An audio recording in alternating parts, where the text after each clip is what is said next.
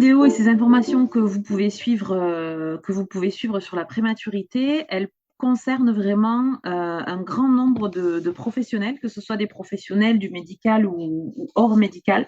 Donc, vraiment, toutes les personnes concernées par les connaissances qu'on peut vous apporter au travers de ce contenu, ça va permettre à vous tous d'approfondir en fait ou de vous sensibiliser à la prématurité et tout le vécu de la prématurité. Donc, les personnes qui peuvent vraiment être concernées par ce contenu-là, il peut y avoir toute la communauté qu'on appelle du care, c'est-à-dire tous les professionnels en fait du soin qui sont en première ligne ou bien plus loin en deuxième ou troisième ligne.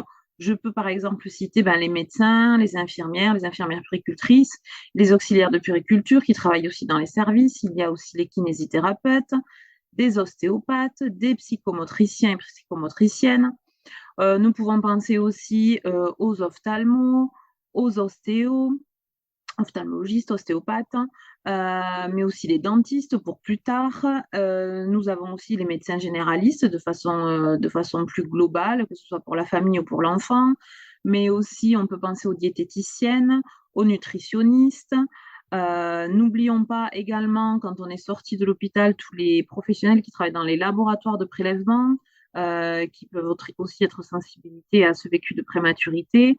On peut aussi avoir les professionnels de l'accompagnement, comme les psychologues, les psychiatres, qui seront nécessaires aussi pour prendre soin de ces enfants et de ces familles.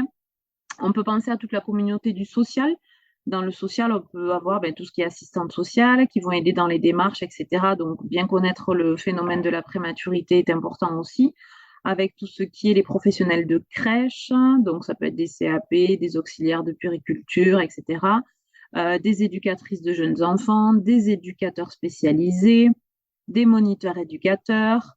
Nous avons aussi les assistantes maternelles qui travaillent à domicile, mais qui peuvent aussi accueillir des enfants avec un parcours de prématurité.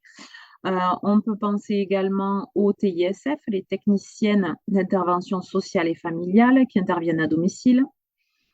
On pense également dans ce domaine-là aussi à toute la communauté d'enseignement, la communauté éducative, avec tous les professionnels de la scolarité avec qui un enfant va être en contact, donc les instituteurs, les professeurs, les formateurs, etc.